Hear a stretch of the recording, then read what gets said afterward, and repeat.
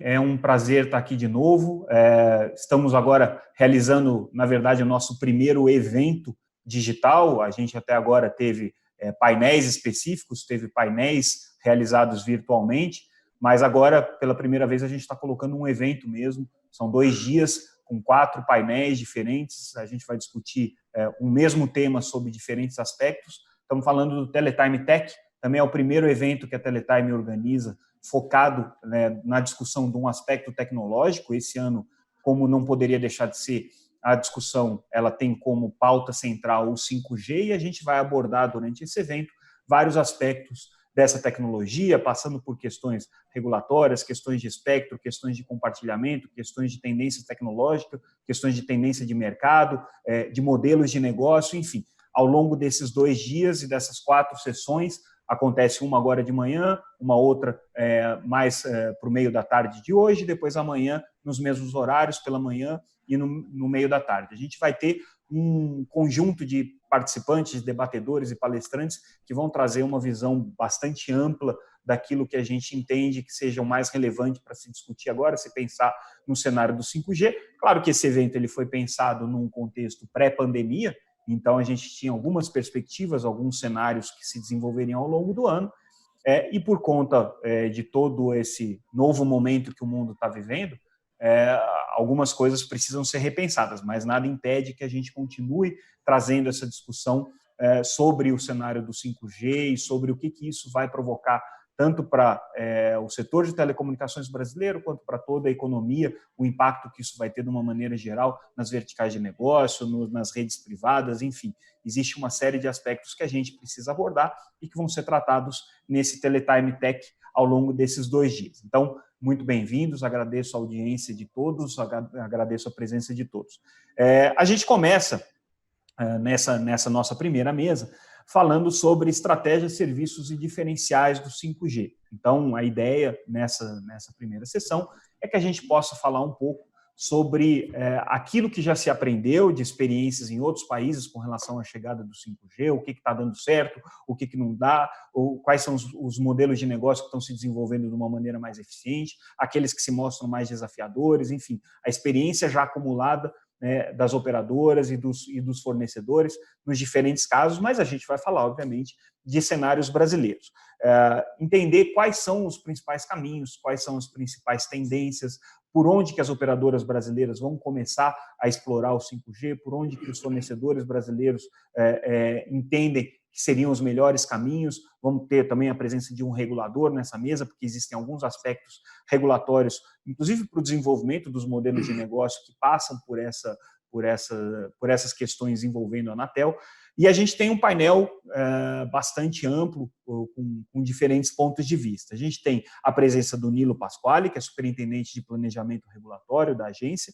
A gente tem a presença do Leonardo Capdeville, que já esteve conosco, inclusive na nossa primeira live, e volta agora a participar de um evento conosco. O Leonardo Capdeville é CTIO da TIM, responsável, portanto, por todo o desenvolvimento e planejamento tecnológico da empresa. A gente tem o Eduardo Ricota, que é presidente da Ericsson para a América do Sul, Luiz Tonizzi, que é o principal responsável, o principal executivo da Nokia aqui para o Brasil. Temos também a presença do Marcelo Mota, que é diretor global de transformação de operações da Huawei, parte também do escritório de segurança e privacidade da Huawei, um assunto seguramente relevante que a gente vai abordar durante essa discussão. Enfim, esse é o nosso painel de hoje. A gente vai até às 11 horas, então agradeço a presença aqui dos nossos convidados, dos nossos debatedores. Acho que a gente começa com a primeira pergunta, e aí eu coloco essa primeira pergunta para o Capdeville, que é o nosso representante das operadoras. Vamos tentar entender o que as operadoras já estão vendo com relação aos serviços que tendem a ser os primeiros impulsionadores do 5G no Brasil. Onde é que a TIM enxerga que está o principal caminho, o principal filão para ser explorado do 5G? Capdeville, contigo. Obrigado pela presença. Obrigado, Samuel. Bom dia a todos. Bom dia aos participantes. É um prazer estar aqui de novo. Eu acho que o 5G a gente tem que entender que ele não é mais uma tecnologia ou mais uma geração. De fato, ele promete aí trazer algumas transformações bem interessantes e até na maneira como as operadoras vão encarar o 5G e as suas oportunidades. Usualmente, as nossas tecnologias, elas sempre têm se dividido no mercado de B2C ou B2B. E a gente vê o 5G atendendo um pouco a esses mercados, mas também indo numa ótica de B2B2C. E aí, explicando um pouco, eu me recordo que há cerca de um ano a gente fez uma apresentação em Santa Rita do Sapucaí, fizemos uma casa 5G e levamos lá uma série de empresas para demonstrar casos reais de como que os 5G poderiam ser aplicados. E o que a gente viu ali é que não era simplesmente uma questão de mais velocidade, mas a associação da velocidade com a baixa latência permitia que a gente tivesse aplicações que a gente pode assegurar que elas vão transformar a forma como a gente trabalha, a forma como a gente é atendido pelo ecossistema de saúde, ou de segurança, ou mesmo de educação. Eu vou dar um exemplo que para mim foi o mais marcante, que foi a questão da telemedicina. Um dos cases que a gente apresentou na casa, inclusive em parceria com a Ericsson, foi da gente proporcionar uma ultrassonografia, onde você tinha uma pessoa, uma grávida, passando por uma ultrassonografia e a médica estava remotamente. E a maneira que essa ultrassonografia ela era ali coordenada era por uma pessoa que usava uma luva inteligente, que tinha sensor estático, e que obedecia ao comando dessa médica. Então, quando você olha esse tipo de aplicação, você vê que é possível, por exemplo, você projetar a futuro um hospital digital, onde o médico especialista não precisa estar presente, mas ele pode estar remotamente. Esse é um exemplo do que o 5G pode transformar. Imagina o que seria, agora, essa época de pandemia, se essa realidade já existisse no Brasil. Se a gente pudesse ter diagnóstico sendo feito a distâncias por médicos especialistas que acumulam aí uma série de conhecimentos do tratamento. Assim como a gente viu isso na saúde, a gente também projetou alguma coisa na segurança e também na educação. E aí um tema que eu acho que é interessante a gente trazer aqui, só para dar uma dimensão, nós tivemos a oportunidade de abrir o ciclo de discussões com a Secretaria de Desenvolvimento de Infraestrutura do Ministério da Economia.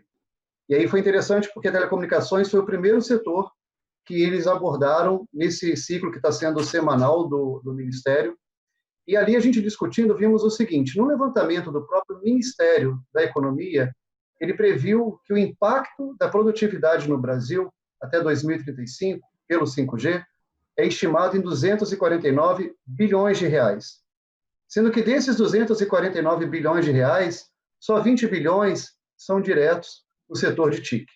Ou seja, onde eu quero chegar é que, por mais que a gente veja user cases no 5G que são adeptos ao nosso tradicional serviço, por exemplo, FWA, ou mesmo permitir que você tenha uma melhor qualidade na conectividade móvel do seu smartphone, a grande transformação que o 5G prepara é justamente ter todo o ecossistema da cadeia produtiva sendo usuário desse sistema e permitindo, assim, que você ganhe mais produtividade. Do ponto de vista da TIM, o que nós esperamos é ter essas aplicações disponíveis e, ao mesmo tempo, ter um ecossistema preparado para poder utilizar as aplicações. Ou seja, não é um desenvolvimento que vai depender só da TIM. A TIM ela vai ser uma viabilizadora, uma enabler, né, de uma série de aplicações que vão ter que fazer uso do 5G, se eu estou entendendo o teu raciocínio da maneira correta. Agora, eu acho que essa é uma questão importante que se coloca, como é que você viabiliza esse ecossistema? Ele já existe, ele já está pronto, Capdeville, ou é uma coisa que ainda precisa ser trabalhada? Samuel, o que a gente está buscando fazer, por exemplo, esse caso que eu te citei em Santa Rita do Sapucaí, foi o início de uma parceria com o Inatel. A gente fez algo semelhante também em Santa Catarina, com a CERT, e fizemos também na Paraíba.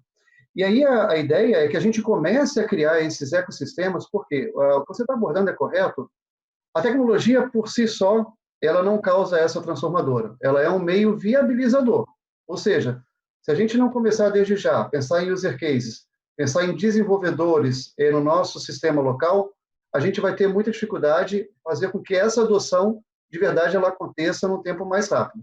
Um ponto interessante é que a gente fala do 5G, mas eu vou trazer aqui o aspecto, por exemplo, do 4G, do que a gente está fazendo, que é o TIM no campo.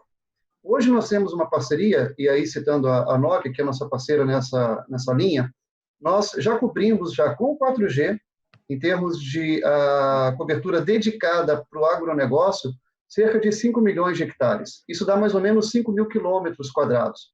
Então, nós não estamos esperando que chegue o 5G para que a gente comece a ter o uso na produtividade. Você sabe que o agronegócio no Brasil é um dos setores que tem como ponta de lança no mundo em cima do seu desenvolvimento tecnológico. O que é interessante é que a gente só conseguiu viabilizar esse TIM no campo a partir do momento que a gente ingressou numa frente que chama Conectar Agro, porque ali a gente tinha o lado da conectividade, mas também já tinha um ecossistema de desenvolvimento para poder endereçar as aplicações adequadas para o campo.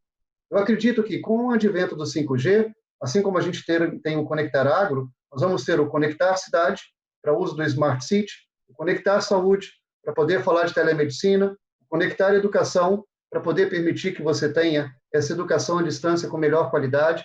Então, eu acho que várias verticais vão surgir e a gente, como operadora, e também eu acho que todo o ecossistema tem que estar preparado a suportar o desenvolvimento. Perfeito. Tonizzi, como é que você vê essa questão do desenvolvimento desse ecossistema? Porque me parece que, sim, muda muito também a abordagem dos fornecedores com relação aos modelos tradicionais de venda de tecnologia. Quer dizer, você não está simplesmente buscando uma operadora e fazendo a melhor oferta para ela. Você tem que levar também um modelo, uma solução que já envolva um modelo de negócio. O que os fornecedores podem fazer para que se desenvolva esse ecossistema de 5G? O que a gente tem buscado fazer, né, Samuel, não só aqui também, mas primeiro, bom dia a todos, mas desenvolver esse ecossistema com parceiros nos segmentos, né? A gente, por exemplo, o Léo tocou o tema do agronegócio, que é um tema super relevante, mas a gente está buscando também desenvolver negócios no mercado de energia. Até esse final de semana também vocês postaram aí o nosso contrato com a Neoenergia, com a parte de Smart Metering. A gente está no mercado de transporte também, trazendo, junto com a Vale, por exemplo, os caminhões conectados deles lá nas principais, agora nas duas principais minas de Brucutu e Carajás. E o que isso significa? Por exemplo, no caso da Vale, a gente está trazendo a Koematsu. A gente fez todo um trabalho de desenvolvimento junto com eles, de teste. A gente colocou um roteador IP especial dentro do caminhão deles para fazer toda a parte de protocolo. Então, a parte de terminais, a parte de sensores, porque não é só conectividade. O que está por trás é como você faz o use case, e aquele use case, qual é o benefício que ele traz para o cliente final, e aí quais são os devices, as tecnologias que você precisa construir no entorno, né? Então, o que a gente tem trabalhado muito, Samuel, nos mercados que a gente escolheu aqui no Brasil a gente escolheu 4 mercados principais, ou 4 verticais, que é o que a gente está apostando, e o agronegócio é uma delas, a parte de transporte, a parte de energia, e falando muito agora, no futuro não muito longínquo, a parte de indústria 4.0, né? A gente vai estar trabalhando bastante forte com relação a isso. Os parceiros que a gente está falando com o objetivo da gente montar esse ecossistema. Então, a gente está trazendo a Qualcomm, Intel, a gente está falando com outras empresas, o pessoal que faz smart metering, enfim, o Léo citou o tema que a gente fez também lá em Campina Grande, como é que a gente trouxe todas as empresas de tratores do Brasil, e não só do Brasil, a maior multinacional produtora de trator, que é a John Deere, para começar a fazer tecnologia que seja embarcada e devices que, ao longo do tempo, eles cada vez custam menos. Hoje, o tema de você ir para esses mercados de verticais, que os sensores e os devices, os periféricos, eles ainda têm um valor que eles estão um pouco acima do que seria o 4G, vamos colocar assim. E o objetivo é que esses periféricos, de alguma forma, eles custem centavos no futuro. Para exatamente a gente ter esses bilhões de casos conectados, esses bilhões de use cases novos que vão surgir à medida que o tempo vai passando. Mas o custo do CPL é tão importante quanto você dá o acesso à rede, porque se você não tiver um CPE, um ecossistema na ponta que viabilize o seu caso de negócio, e aí também entra nesse ecossistema a Anatel e os órgãos reguladores, porque se você também tiver uma sobretarifação pela parte de impostos na ponta, que você inviabilize um monte desses casos de negócio, você acaba não tendo o resultado esperado, né? Os business cases acabam não fluindo. Então, o que a gente está apostando muito é criar esses ecossistemas por verticais, ao invés de ter um approach que a gente fala, não, a gente faz tudo, qualquer tipo de conectividade, qualquer tipo de use case. Não está tentando focar em 3, 4 áreas aqui no Brasil, que são as mais relevantes para a nossa economia. Me parece, então, que o desenvolvimento está muito atrelado, muito casado com aquilo que a gente já discute há algum tempo do desenvolvimento do ecossistema de internet das coisas, né? Assim, o 5G ele meio que segue a mesma lógica do desenvolvimento de IoT, quer dizer, o desenvolvimento de verticais, o desenvolvimento de um ecossistema que permita novos players, novos parceiros de negócio para as operadoras e para a oferta de serviços. É mais ou menos por aí, então, Toninho. O IoT ele vai ajudar você. Qual que é a diferença? Por que você precisa, que nem o Léo falou, você pode fazer em 4G. Tem muita coisa que você não precisa esperar o 5G, mas qual que é a vantagem do 5G?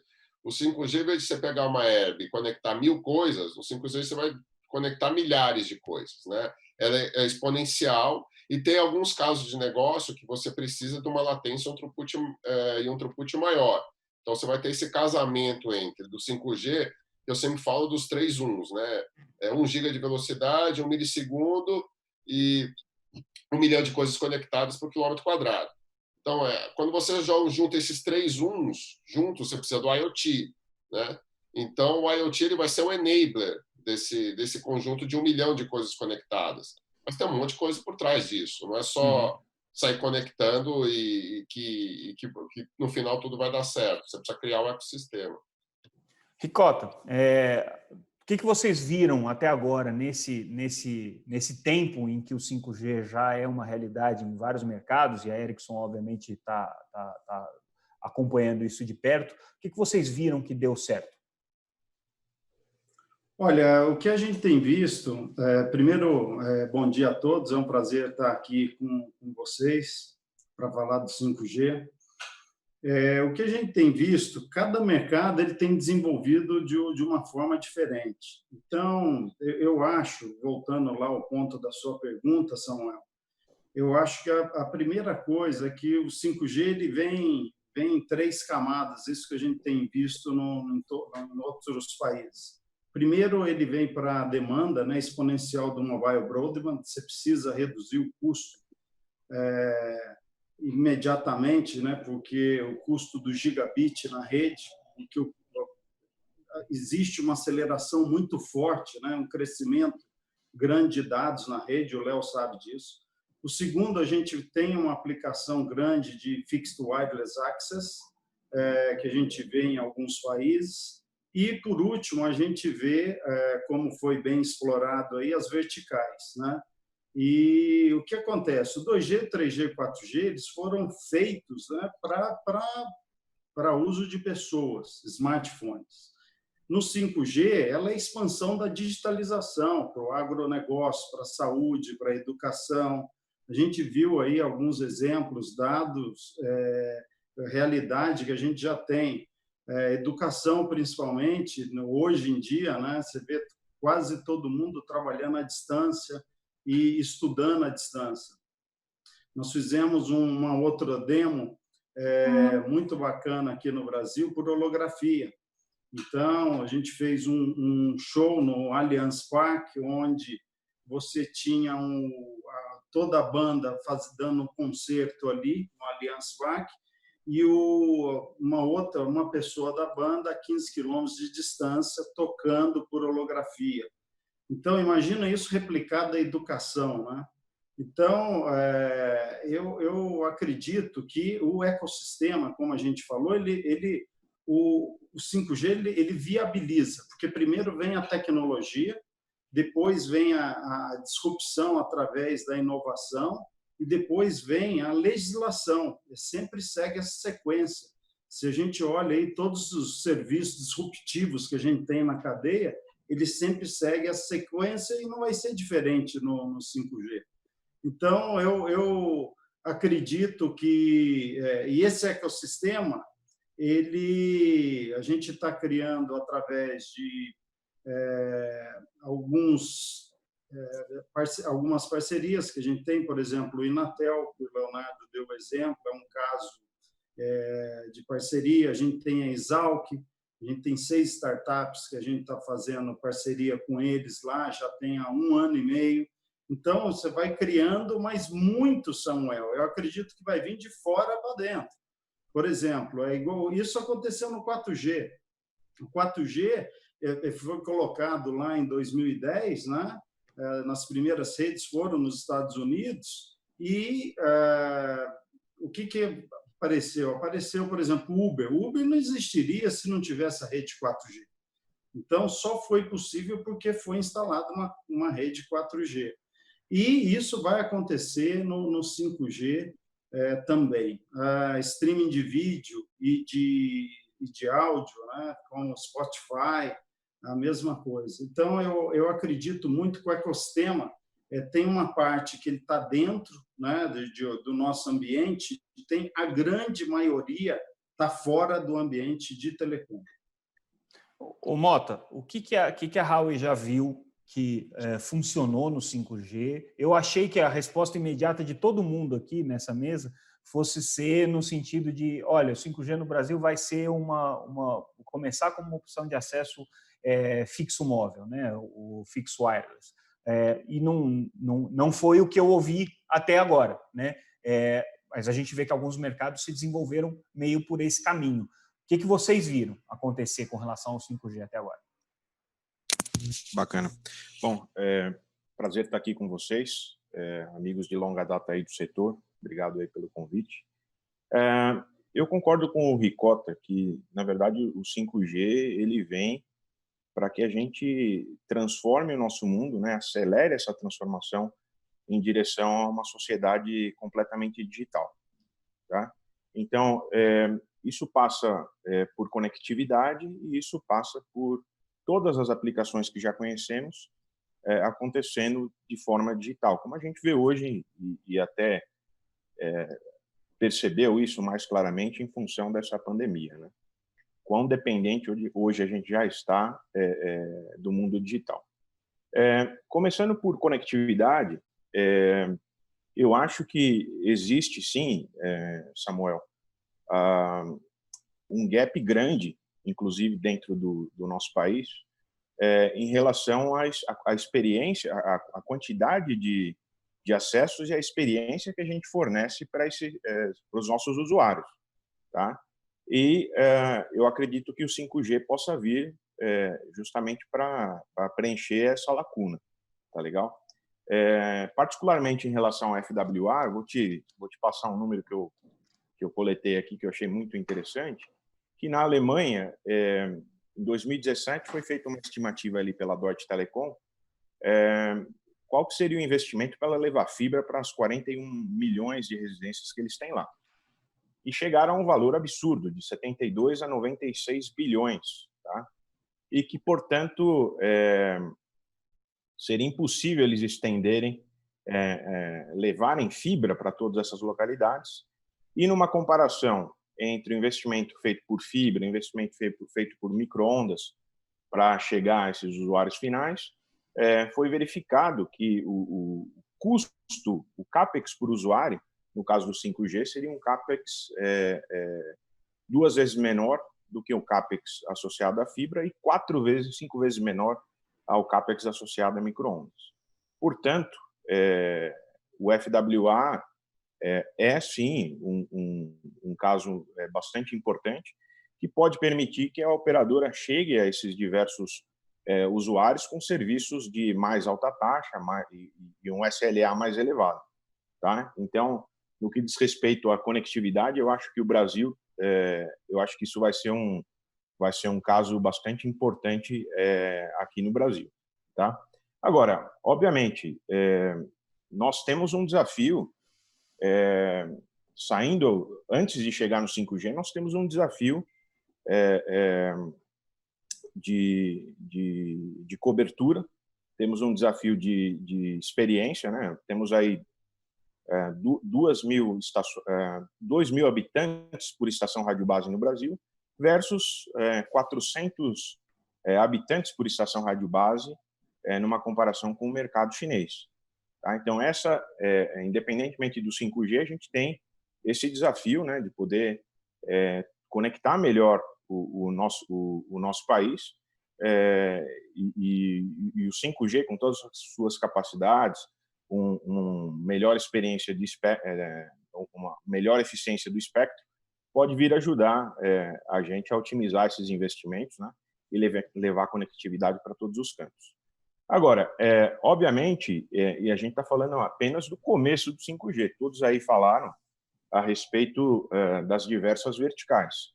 E, de fato, o maior potencial do 5G justamente está em ter o 5G como um enabler para essas diversas aplicações nos diversos domínios aí. Mundialmente, a gente tem cooperado com mais de 50 operadoras em 5 áreas principais, tá? Na parte de realidade virtual, realidade aumentada, robótica, no caso aí, em automação industrial, né? Automação industrial, na área de saúde, como bem citado aí pelo Léo, drones conectados e veículos conectados. Então, essas são áreas que a gente investe mundialmente, temos mais de 300 parceiros globais, e dentro do Brasil a gente tem o nosso Open Lab, justamente para estar trabalhando localmente com as operadoras e com os parceiros para trazer essas aplicações, para viabilizar essas aplicações. O que a gente verificou ao longo do tempo é que, apesar de todos esses grandes potenciais, apesar de você ter um ARPU mais elevado para cada um desses novos casos de negócio, muitas vezes é difícil para a operadora ter foco em abraçar tudo isso. Tá?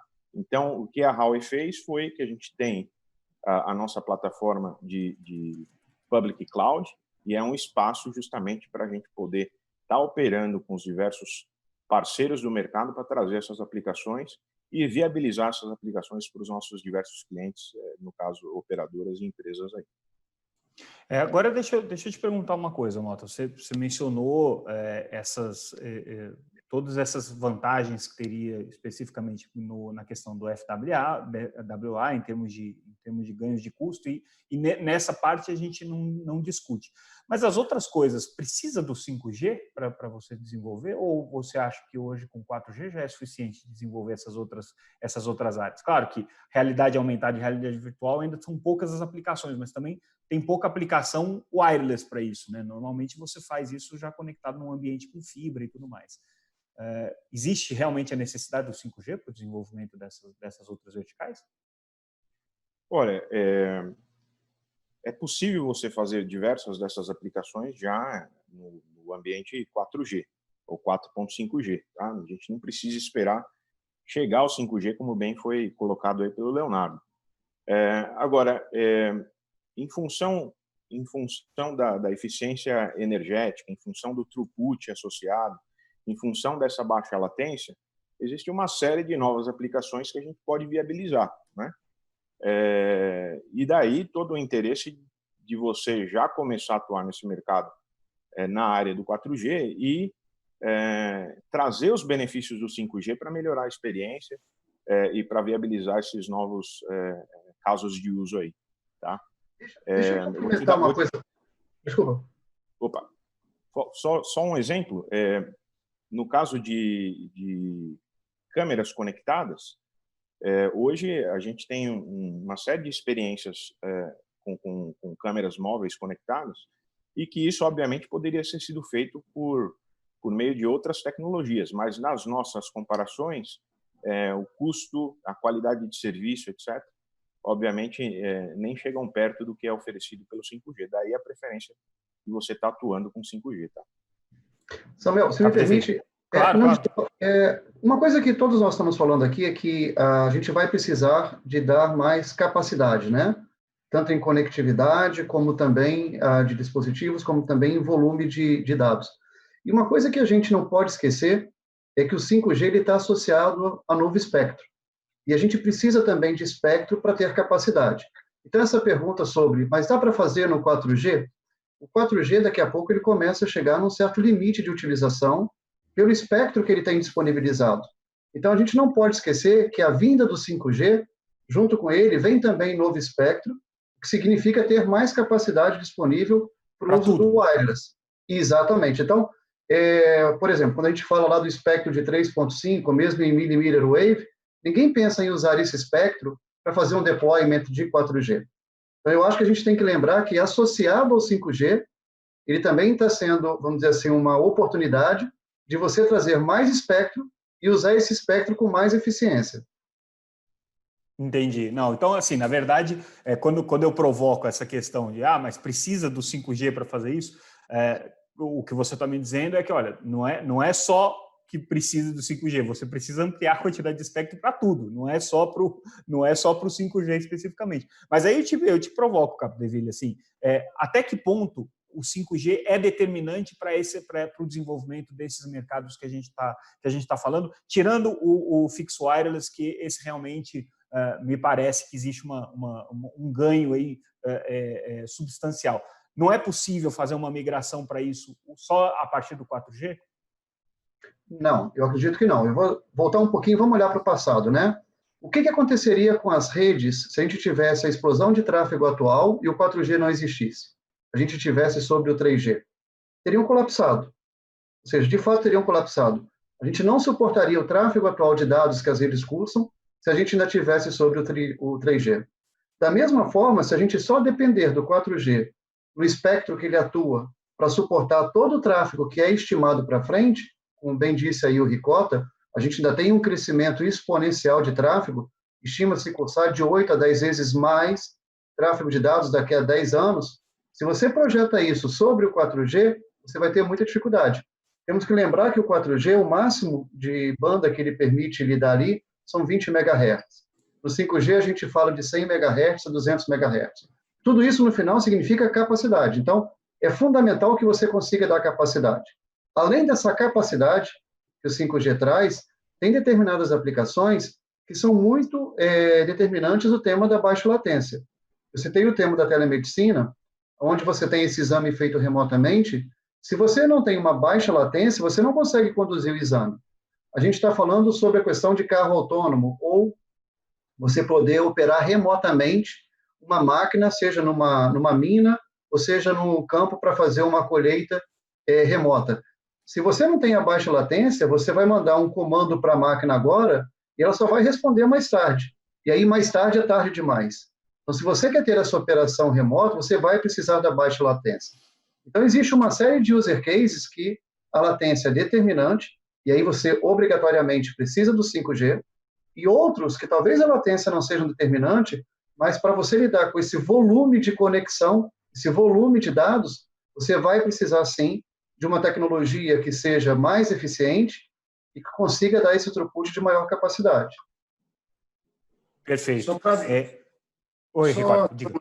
Para ilustrar o que o Léo falou, quando a gente fala de baixa latência, né, que é o tempo de resposta, a gente está reduzindo na rede 5G de 50 a 100 vezes menos latência do que nas redes atuais. Eu posso te dar um exemplo. Você imagina que você está pilotando um carro aí a 110 km por hora. Nas redes atuais, no 4G, se você vê um objeto na sua frente, você vai pisar no freio, você vai andar ainda por volta de 3 a 5 metros. Se você levando essa experiência para o 5G, você vai andar 3 centímetros. Então, daí a gente dá para dar uma noção de como isso ele se aplica, né, a todos esses cases que a gente tem. É óbvio que você não vai conseguir frear um carro em 3 centímetros, um objeto a 100 km por hora, mas faz muita diferença. E é só por causa dessa diferença que a gente consegue ter esse use case que a gente está comentando aqui. Perfeito. Nilo, vamos chegar em você aqui, porque daqui a pouco a gente começa a entrar num monte de discussão e esquece que existe a Anatel nesse debate. O que, aliás, é sempre bom, né? Quando a Anatel consegue ficar transparente, não aparece muito, é porque não tem más notícias pela frente. Então, mas, de qualquer maneira, acho que o Ricota trouxe essa questão na primeira intervenção dele. e o Tonizzi também falou rapidamente sobre o peso regulatório, mas uma frase do Ricota que me chamou a atenção é que você define um monte de coisa antes, você define modelo de negócio, você define tecnologias, define oportunidades, e lá no fim você tem que definir a regulamentação. Eu te pergunto se você está confortável hoje com a regulação que a Anatel tem para o 4G, se ela vai funcionar bem ou não para o 5G. O que precisa ser ajustado quando a gente está falando do ambiente de 5G? Se é que tem alguma coisa que ainda precisa ser ajustada. Não estamos falando da questão do edital especificamente, tá? O edital a gente vai falar um pouquinho mais ali na frente, mas com relação ao contexto e ao arcabouço regulatório que a gente tem hoje para os serviços móveis. Bom, perfeito. Bom dia, Samuel, obrigado pelo convite, bom dia, meus colegas de mesa. É sempre um prazer poder conversar sobre esses assuntos nesses ambientes setoriais. Bom, acho que não adianta falar mais sobre os potenciais do 5G, acho que todos os meus colegas falaram muito bem, acho que já é bastante conhecido todas as potencialidades. E eu concordo com o que foi falado, né? Eu não acho que é o regulador que vai drivar as coisas, né? Na verdade, é o mercado que tem que fazer as coisas acontecerem, o regulador tem que só fazer ajustes de rumo, caso isso se mostre necessário. O mercado, eu estou falando, obviamente, dos consumidores, das prestadoras, dos vendors, dos parceiros, dos desenvolvedores de aplicações, tudo isso compõe o mercado de telecom, no fim das contas, né? A gente não está falando só de prestadores de serviço. Então, olhando pelo lado regulatório, né, o que a gente tem hoje já como regras e como que isso se encaixa nesse mundo 5G, a Anatel tem vários projetos, na verdade, fazendo esse tipo de discussão. Respondendo bem objetivamente, acho que não. Acho que nossa regulamentação ela não adere 100% ao que se espera do 5G. Né? Ela foi, principalmente na parte IoT da coisa, né? Que é um dos principais potenciais dele. Há um tempo atrás, falava-se meio que de forma intercambiável, né? Falava de 5G, imaginava-se IoT. Quando se falava de IoT, imaginava-se 5G.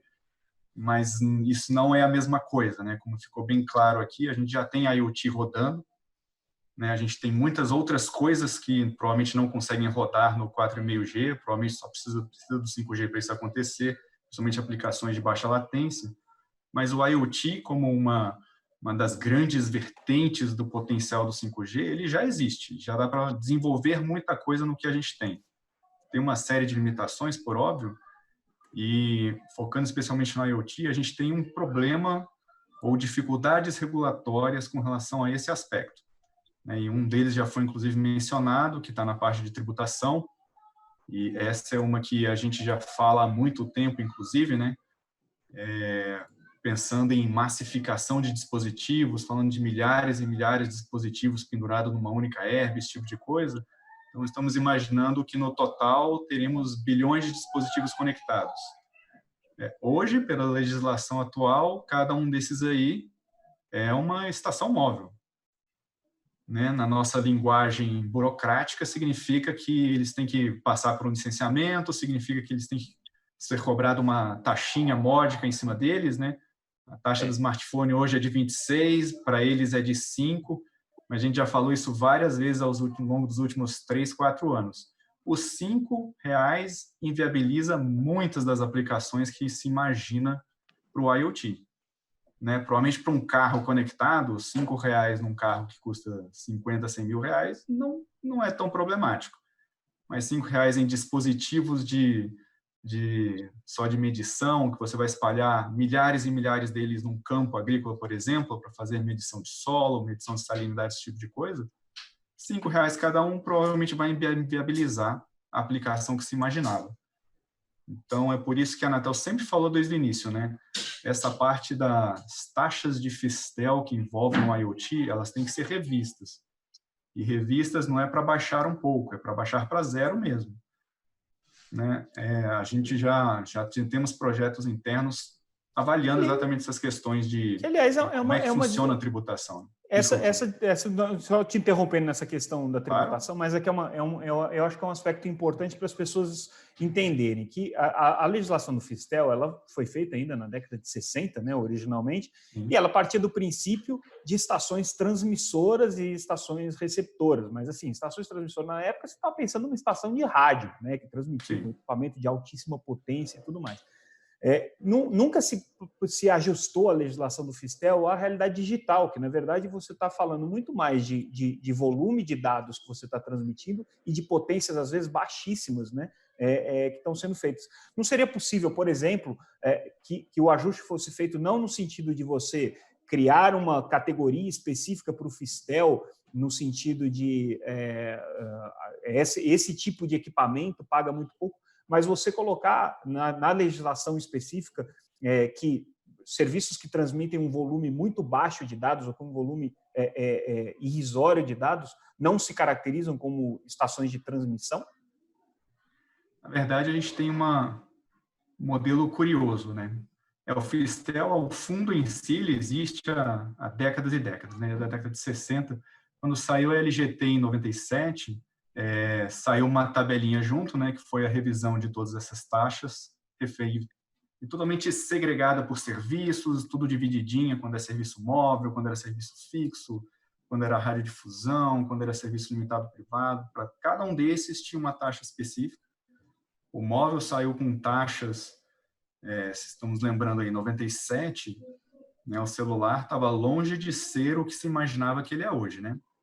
Você falava lá, naquela época a gente tinha celulares, para ter um celular era 20 mil reais para você ter aquele tijolão enorme que todo mundo deve lembrar daquela época. Então era um serviço de luxo, imaginava-se que 26 reais em cima de um terminal desse provavelmente era irrisório. À medida que isso massificou e virou o principal serviço da população e o serviço mais demandado da população, se tornou-se obviamente um gargalo. Até os 26 reais nos parece talvez um pouco excessivo, dado o potencial que temos para tudo. Mas olhando para o mundo de IoT, veja, quando foi feita a alteração, por exemplo, para os R$5 do IoT, em sequência tivemos a alteração para o licenciamento de herbes de baixa potência. E então uma herb hoje, por exemplo, de 10 watts, ela paga 10% do que era a taxa de Fistel originalmente, lá de R$1.800, uma coisa assim. Então, até para uma estação de médio porte, de baixa potência, ela já teve um olhar de desoneração muito grande, né? Estações de 5 watts, por exemplo, já é zero. Você não paga taxas, você licencia, mas não paga a taxa. Ao mesmo tempo, um celular, você paga 26.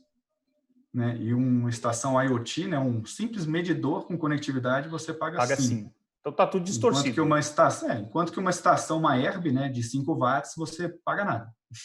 Então, é meio estranho. É por isso que a Anatel sempre advogou pelo IoT ter o mesmo tratamento. Deveria ser zero, exatamente para isso não ser o limitador, né?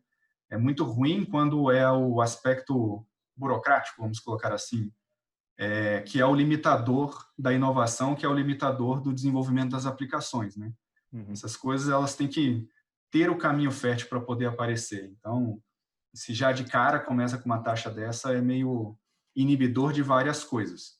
Mas desculpa, eu te interrompi nessa questão quando você estava falando. Do primeiro aspecto é o tributário, mas você ia colocar outros aspectos. Além do tributário, o que mais pega do ponto de vista regulatório? Bom, o tributário sempre aparece, né? Ele é meio que inevitável e, com certeza, a gente está junto nesse barco de ser uma grande preocupação. Temos as discussões da própria regulamentação. A gente teve uma consulta pública sobre isso no início do ano passado, inclusive, né? Por quê? Porque toda a regulamentação da Anatel é baseada em pessoas, né? É comunicação em pessoas, pessoas falando com pessoas, no máximo pessoas usando a internet, usando acesso a dados, que é o caso do smartphone, esse tipo de coisa. Ela nunca foi pensada para coisas falando com as outras coisas, comunicando entre si. O que isso significa? Significa que a gente tem uma série de regras, por exemplo, de consumidor, regras de aplicações mínimas de qualidade, uma série de outros dispositivos na regulamentação que elas não parecem fazer sentido quando a gente está falando de IoT. Né? Por que eu vou ficar exigindo parâmetros mínimos de qualidade dentro de um ambiente de IoT, sendo que é intrínseco à própria aplicação esses níveis de qualidade dele? né? Parece não fazer sentido a Anatel controlar com indicadores ou coisas desse tipo, esse tipo de ambiente, né? Então, claramente, você tem que fazer um tipo de divisão. Quer dizer que nunca vai se fazer isso? Não sei. Hoje, pelo menos, a conclusão que a gente tem é que não faz sentido a Anatel entrar nessas questões. A gente tem que se preocupar muito mais com a experiência consumidor final, né? E todo esse mundo B2B2C, né, que o Leonardo mencionou, ele depende muito de SLAs específicos, e aí tem que ser uma discussão entre o própria prestadora, seu fornecedor, seu desenvolvedor de aplicação e o cliente que está precisando daquela aplicação. Em princípio, é um mercado totalmente novo, então dá para se ter muita competição nesse tipo de ambiente. Não precisaria do regulador atuando em cima, né? Eu te provoco nessa questão do SLA específico, tá? E é uma coisa que depois eu jogo para o Capdeville, eu queria que ele comentasse também, mas é uma coisa que joga muito a gente para discussão sobre o slicing, sobre o que vai ser o slicing de rede, que é um dos grandes atributos do 5G. A gente entende que isso talvez esteja um pouco mais para frente em termos de implementação, né? Dependendo ainda da maturação da tecnologia, mas é uma das coisas que a gente vai ter. Tem problema hoje regulatório, tem problema hoje com a legislação específica de internet, falo do Marco Civil, das questões de neutralidade, você praticar o slicing da rede? Eu acho que isso vai ser uma boa discussão. Eu posso dar minha opinião pessoal, porque a Anatel nunca entrou nesse debate ainda claramente. Mas é a discussão, por exemplo, de neutralidade de rede, né? Se as lógicas de slicing e virtualização de rede, dos elementos de rede que existem no 5G, se isso está aderente ao princípio da neutralidade que está no Marco Civil, por exemplo. É um dos grandes questionamentos, e isso não é uma coisa particular do Brasil, né? Essa discussão acontece na Europa também, já que eles também têm dispositivos de neutralidade de rede, e lá eles estão pensando exatamente nessa questão. Talvez a gente tenha que interpretar a neutralidade de um jeito diferente. Imaginar que a neutralidade esculpida no Marco Civil ela é uma coisa completamente absoluta e ela tem que ignorar como a própria rede funciona, não parece fazer muito sentido. Né? Isso, a rigor, significa que você não poderia fazer um slice de rede, você não poderia ter aplicações que demandam latências menores e coisas desse tipo, né? Você teria que ter todos os pacotes funcionando do mesmo jeito. Isso me preocupa muito, porque isso inviabilizaria uma série de aplicações. É o caso, por exemplo, dessa que o Leonardo mencionou, por exemplo, de telemedicina. Você não consegue priorizar em latência para que o exame possa ocorrer, ele não vai ocorrer. Então, na prática, você elimina um dos grandes potenciais que existe e uma das principais vertentes do 5G, né? Dos principais diferenciais disso. Então, não parece fazer muito sentido. Por exemplo, não é algo pacífico, provavelmente, a gente vai ter um debate com relação a isso ainda. Concorda, Capdeville? Tem alguma coisa que te preocupa quando você fala assim, poxa, dá para fazer tanta coisa, mas tem tanta coisa que eu tenho dúvida ou que eu vou ter que recorrer ao meu jurídico, ao meu regulatório aqui para saber se eu posso fazer, que isso me dá um pouco de dor de cabeça. Você tem esse tipo de problema quando você pensa em 5G? Claro, claro. Eu acho que é muito bem colocado pelo Nilo, né? Quer dizer, você tem serviços que eles operam muito bem no que a gente chama aí de melhor esforço, ou best effort, e tem serviços que são missão crítica, que você precisa priorizar esse tráfego através da rede. Porque se você não prioriza, você vai ter lá concorrendo um usuário que está vendo um vídeo no YouTube e que o impacto para ele pode ser perder um pouco da qualidade, não vai ser 4K, mas vai ser HD, mas esse dado está concorrendo com uma aplicação de segurança, uma aplicação de telemedicina, ou alguma coisa que demande uma prioridade. É extremamente preocupante. Eu acho que vai ser um debate muito, muito rico. E uma coisa que a gente tem visto, isso se replica a telecom ou a vários outros setores, toda vez que você tenta colocar tudo para todos, você acaba prejudicando uma determinada parcela. É muito interessante quando a gente olha, por exemplo, no mercado americano, você vê que eles têm várias tarifas que eles chamam de ilimitadas. Mas quando você começa a ler o que é o ilimitado, é o ilimitado desde que você não ultrapasse tanto de uso, desde que você não esteja entre os 3% de maior ofensores, desde que você aceite que o vídeo, por exemplo, o caso da T-Mobile, né, que foi muito interessante, ela lançou um pacote de vídeos ilimitados, desde que o usuário ele aceite um pacote chamado Binge-On, onde o vídeo ele é transmitido no máximo em HD. Aqui no Brasil, quando você pensa nisso, como é que você vai fazer esse tipo de adoção de permitir, por exemplo, pacotes que a pessoa possa ter acesso a vídeos ilimitados, mas com uma determinada restrição, onde ela aceita assistir um vídeo, por exemplo, não em Full HD ou em 4K, mas em HD. O que, diga-se de passagem, é totalmente transparente para quando você está assistindo um vídeo numa tela pequena. Então, muitas vezes, essas questões que a gente coloca de proibir, ela acaba inibindo determinadas aplicações que poderiam ser muito vantajosas do ponto de vista do usuário, ou pior, como a gente está falando agora no caso de Slice, para serviços críticos, impedindo que você tenha determinadas aplicações.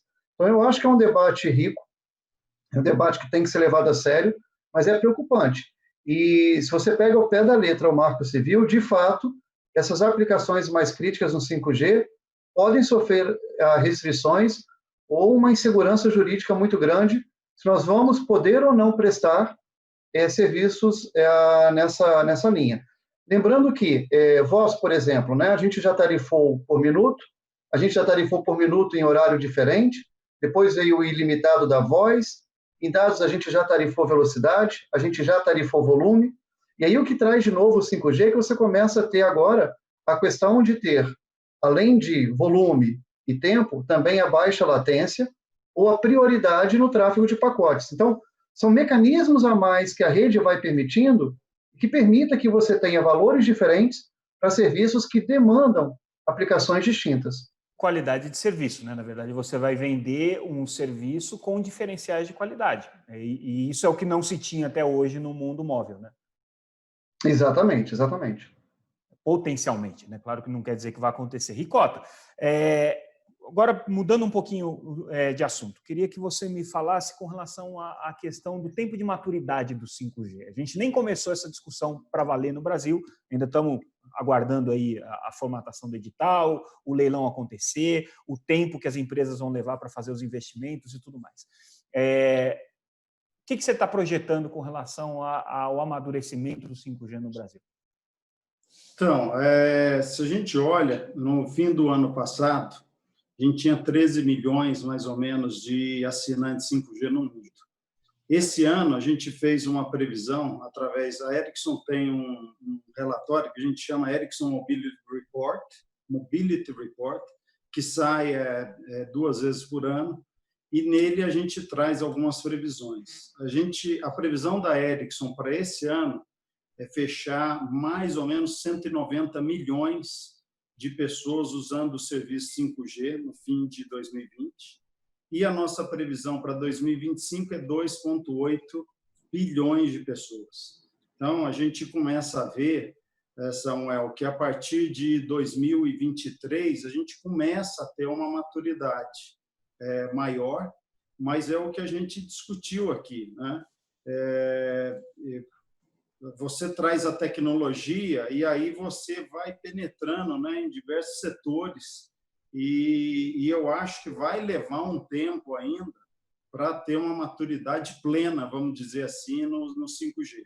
Agora, por outro lado, a gente não pode esquecer que o 5G ele é uma tecnologia que o ciclo de vida é bem mais longo do que as outras tecnologias. Você pega o 4G, quando a gente começou a fazer os standards da tecnologia, era uma tecnologia para 6 a 8 anos de ciclo de vida. No 5G, é de 12 a 14 anos. Então, o ciclo de vida também é maior e eu acho que, assim, em breve, mas vai levar muito tempo para ter a plenitude, né, do ponto de vista de maturidade. A Nokia tem trabalha com esse mesmo cronograma, Tonizzi? Como é que vocês estão olhando a evolução do 5G? Então, a gente vê o 5G sobre alguns prismas diferentes. Por exemplo, acho que o 5G, como bem o Ricota disse, vai ser uma tecnologia de long term. Isso não tenho dúvida nenhuma que ela vai ser uma tecnologia, para o Brasil, talvez mais de 12, 14 anos. Mas eu acho que o que a gente está tendo e trabalhando muito intensamente agora é 5G. Todo mundo pensa que é uma tecnologia de radioacesso. Obviamente, você tem que mudar o radioacesso, mas para fazer tudo isso que a gente está falando, ter baixa latência na rede, colocar slicer na rede, qual que é o TCO que a rede vai ter, o nível de digitalização que a rede vai ter, o nível de automação que a rede vai ter. Tem uma série de investimentos que têm que ser feitas anteriores ao investimento no rádio na ponta, ou se não anteriores, eles têm que ter um casamento, né? Então, como a gente trabalha com um portfólio, eu diria que vai do core até o acesso, a gente tem trabalhado muito hoje na virtualização das redes, tanto, vamos dizer assim, na parte do core até a parte de acesso. A gente tem apoiado muito para que esse ecossistema seja bastante também duradouro. A Nokia entrou na parte do Open RAN. A gente acredita que as redes, mais e mais, elas vão ser redes, eu vou dizer assim, desagregadas, de alguma forma, né? Ou seja, que você vai poder ter um ecossistema também que você vai conseguir ter uma série de características diferentes que a gente tem hoje. Toda a parte de backbone, toda a parte de rede metro, toda a parte de acesso de cidades, a gente está falando de fibra, eles também vão ter que ser revistos para suportar não só tráfego, mas também esses tipos de serviços em latência e o TCO da rede nova. A gente vê que a rede, de alguma forma, aqui no Brasil, e o que a gente tem visto, tirando Coreia, que teve um sucesso bem grande pela parte de MBB, e aí eu não sei nem se é a opinião da Nokia, mas a opinião minha, eu não vejo no curto prazo que o MBB, o Mobile Broadband, vai ser o killer application para o 5G, né? Aqui no Brasil, a gente vê que tem ainda um gap grande para a questão da banda larga fixa. Como o próprio Mota disse, o estudo da Alemanha, que tem um gap, mas eu ressalto o seguinte, 90% do Brasil é fibra aérea, que tem um custo que é 3 vezes menor dos países desenvolvidos, Europa e Estados Unidos. Ou seja, quando você vai no Brasil, o custo de você levar FTTH, basicamente, a grande diferença para o 5G é o adensamento que você tem, já que ainda o custo de CPS também no FTTH ele é mais baixo que no 5G.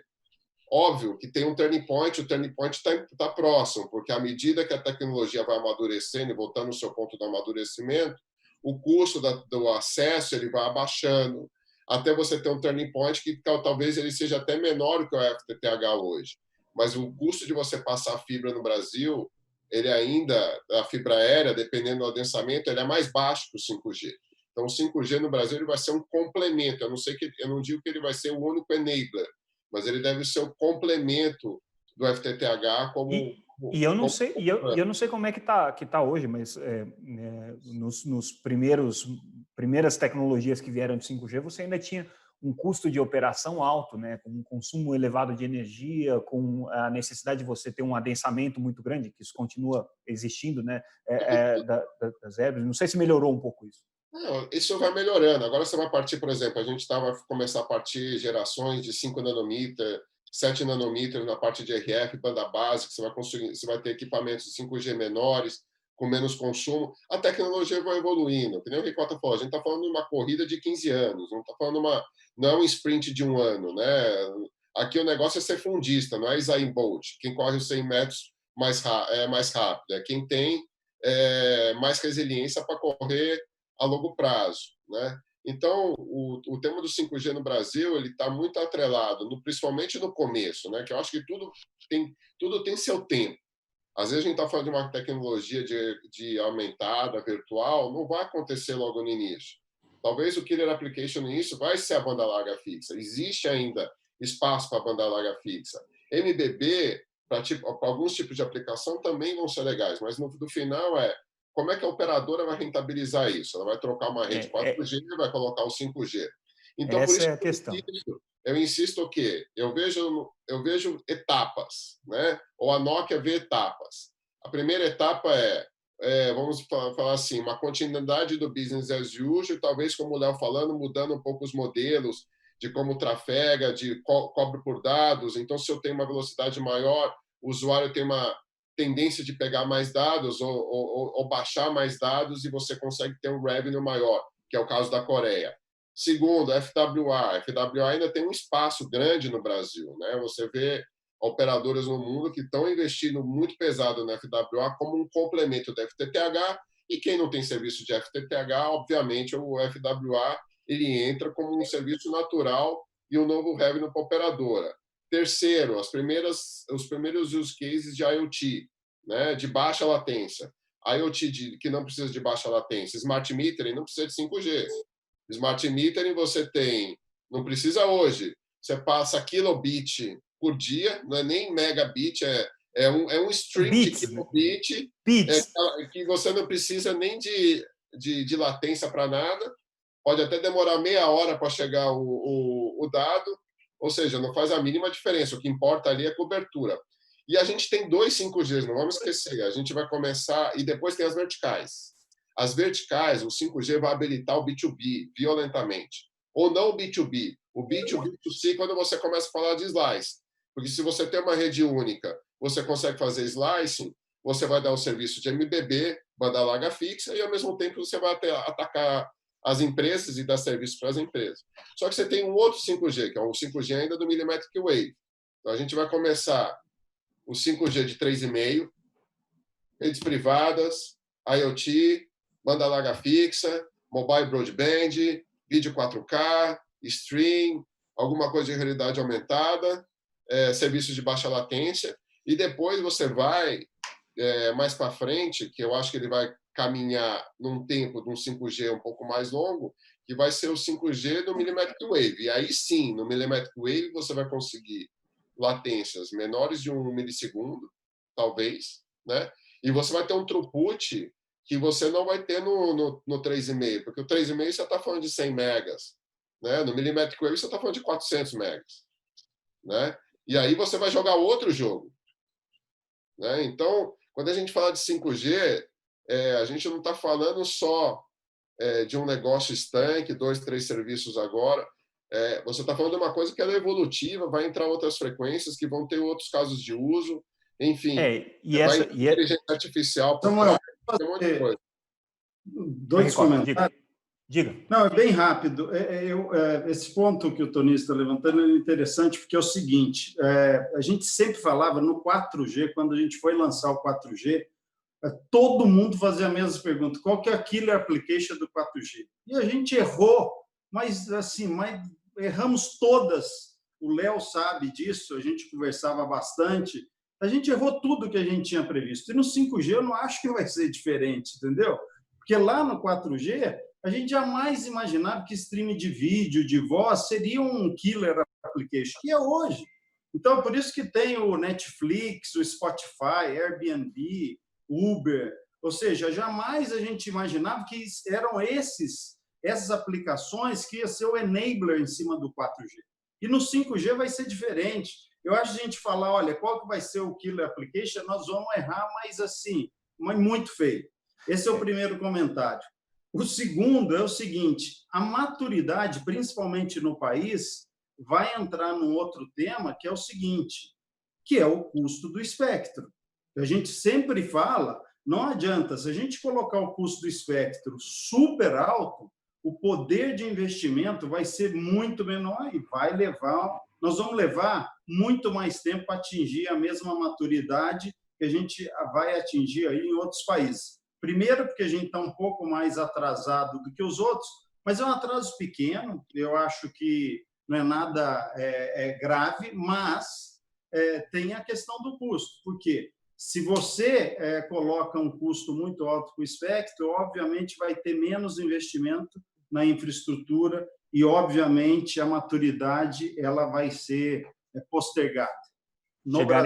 Chegaremos nesse ponto, e eu queria jogar agora a pergunta para o Mota e queria um comentário também do Capdeville sobre um outro fator que eventualmente pode atrapalhar o amadurecimento do 5G ou pode tumultuar pelo menos esse princípio. Essa discussão toda que a gente está tendo com relação à questão de segurança, com relação à questão de privacidade, e a Huawei tem sido um ator importante nesse debate. Mota, eu te pergunto até que ponto isso compromete o trabalho do desenvolvimento do 5G, o que pode ser feito para mitigar, porque obviamente é uma preocupação justa que as operadoras e os países têm tido, e se isso de alguma maneira já afetou o desenvolvimento do 5G em algum mercado que vocês estão acompanhando. Bacana.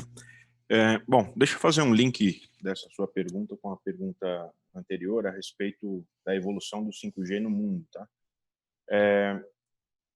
Para o 4G, para a gente chegar a 500 milhão de pessoas usando a tecnologia, foram necessários 6 anos. E no caso do 3G, isso foi um tempo bem maior, foi um tempo de 9 anos. Então, de 9 a gente passou para 6 para chegar nesses 500 milhões de pessoas. E no caso do 5G, a gente acredita que esses 500 milhões de pessoas, milhões de usuários do 5G já aconteçam em 2022. Tá? No caso da Coreia, em 2019, haviam 5 milhões de usuários. A previsão para esse ano é de 18 milhões de usuários da tecnologia 5G. Na China, final do ano passado, existiam 6 milhões de usuários 5G. 5G foi lançado em outubro lá, tá? No meio do ano agora, maio, a gente tinha alguma coisa da ordem já de 60 milhões de usuários 5G na China, e a previsão é que se atinja na China esse ano alguma coisa da ordem de 200 milhões de usuários 5G, tá? Então, tudo isso contribuindo para uma rápida evolução do 5G no mundo, tá? O que está sendo feito na China? Até o final desse ano aqui, a gente deve ter um salto grande de 200 mil sites para alguma coisa da ordem de 1 milhão de sites 5G. Tá? Então, essa questão da escala é uma questão muito importante, né? Justamente para a gente poder acelerar a adoção do 5G no mundo como um todo. E daí a importância também do Brasil de estar integrado a essa cadeia de suprimento global. Tá legal? Justamente permitindo mais competição, né? E maior rapidez na expansão das redes aqui no país. O que eu também concordo com o Ricota, que tem a ver com a questão de como que o espectro vai ser leiloado aqui no país. Tá? Queria lembrar que, na última década, a produtividade da nossa indústria caiu 7%. E a gente caiu muito no ranking da competitividade da nossa manufatura. Então, eis a oportunidade que a gente tem de trazer o 5G, né, de leiloar esse espectro a custos mais acessíveis, justamente para tirar o atraso dessa última década. Tá legal? No que diz respeito à segurança de rede, à privacidade, existem acusações que não são acusações que foram intensificadas agora, mas são acusações que nos acompanham ao longo de toda a nossa expansão no mercado internacional, tá? E apesar dessas acusações que infundadas, né, que acontecem de longa data, né? Eu lembro muito bem 2010, quando a gente estava tentando entrar dentro do mercado americano, né? Então, essas acusações, elas acontecem. A gente tem um sistema de governança em cibersegurança, um sistema único no mundo, tá? Em que a gente mantém todo o controle de segurança e privacidade dentro de todos os nossos processos, desenvolvimento de produtos, seleção de fornecedores, manufatura, logística, instalação das nossas soluções, até a gente poder transferir esses equipamentos para a operação, que é uma operação feita pelos nossos clientes. A Huawei não opera essas redes, né? Então, essa rede é operada pelos nossos clientes. Nós não temos acesso ao dado, não temos acesso à rede, né? Se temos acesso à rede, é um acesso controlado, feito por escrito, controlado por nosso sistema de IT. Então, nós temos, obviamente, nós tomamos todo um cuidado para que evitasse qualquer tipo de problema dentro dessa área que enxergamos como uma área fundamental para os nossos negócios e, obviamente, em função de todas essas acusações que até hoje nunca se apresentou nada de concreto, tá? Adicionalmente, a gente é a empresa, posso dizer que é a empresa mais transparente do nosso setor de telecom. Nós temos aí centros de segurança, de transparência em segurança cibernética na China, em Bruxelas, são centros globais, governos, operadoras podem discutir com os nossos experts, testar as nossas soluções, e temos também diversos laboratórios, né? Hubs locais espalhados no mundo, por exemplo, em UK, Alemanha, Canadá, Emirados Árabes, enfim, uma série de centros espalhados pelo mundo para que os governos e as operadoras possam testar as nossas soluções e justamente continuar nos suportando, né, como sempre tem feito. Mesmo sobre essa campanha contra a nossa empresa, os nossos clientes continuam nos suportando, continuam na busca da melhor tecnologia, da melhor escala, né, da maior escala, justamente para permitir que essas redes... E essa discussão não causou, na avaliação de vocês, nenhum atraso até agora no desenvolvimento do 5G? Você não percebeu nenhum país que tinha que tomar uma decisão, não tomou, ou alguma evolução que dependia disso e não aconteceu? Olha, os nossos maiores mercados continuam preservados, né? Obviamente, é uma discussão em andamento, mas os nossos maiores mercados eles continuam preservados, né? A racionalidade parece que está acontecendo na maior parte desses mercados aí. Capdeville, queria que você comentasse um pouco sobre essa questão de um debate político ou de um debate regulatório que possa vir a interferir na escolha de tecnologias. Como é que uma operadora se coloca diante disso? Você está mutado. Acontece nas melhores conferências. Claro, era uma boa hora para estar mutado, aliás, né?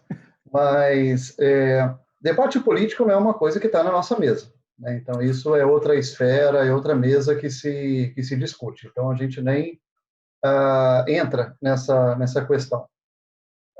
Sobre o ponto de vista de desenvolvimento tecnológico, como operadora, o que a gente quer é ter acesso a um ambiente de competição e que a melhor tecnologia prevaleça.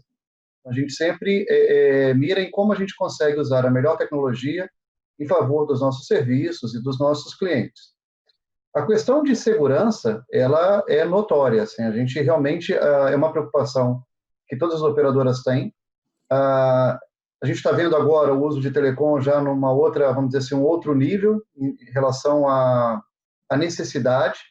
E essa necessidade ela vai cada vez sendo, vamos dizer assim, numa crescente, porque daqui a pouco a gente está dizendo que uma possível lacuna na segurança pode parar setores extremamente críticos, né? Então, hoje já seria catastrófico o telecom ter algum problema, imagina no futuro.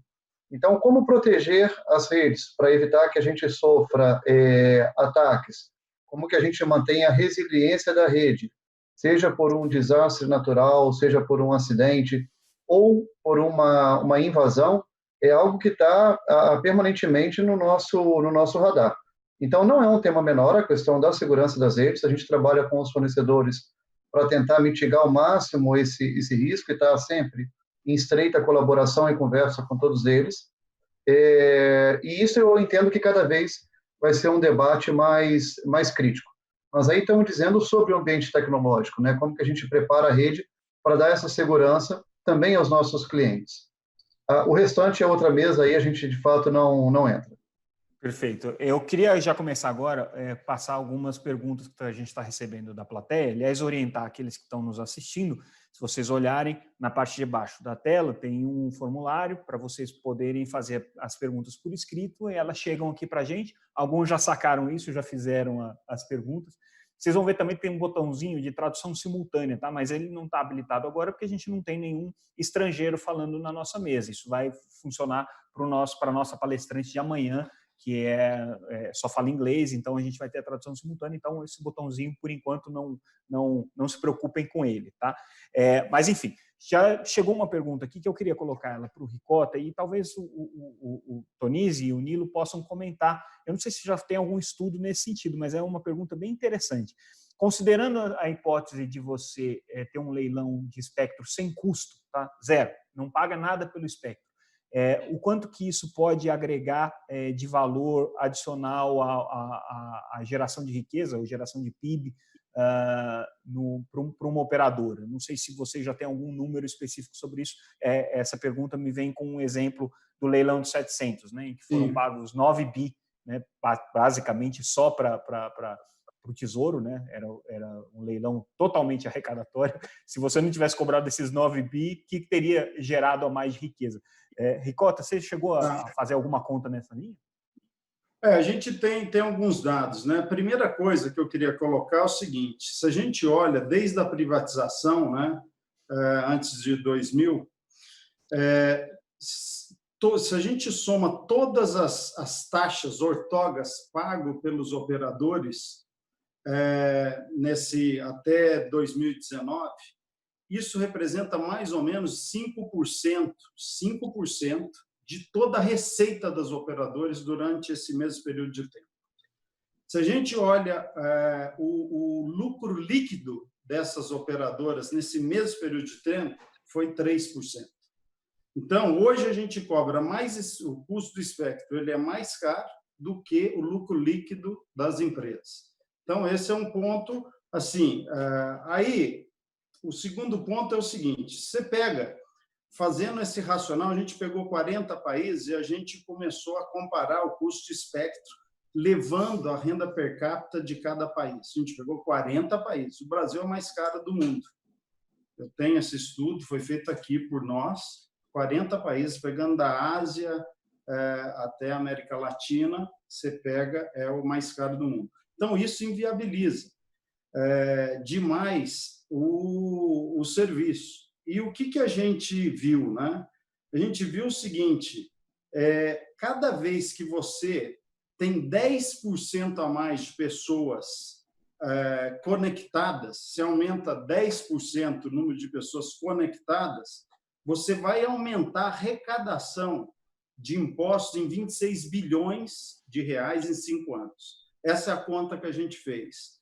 Então, se você tem um leilão mais baixo, né, um custo mais baixo, eu não sei, aí talvez a Anatel possa comentar, eu não sei se pode ser sem custo nenhum e colocar tudo em infraestrutura, mas talvez seja um leilão que ele tem o espectro tem um custo mínimo e o ágio talvez possa ser transformado em cobertura, em infraestrutura.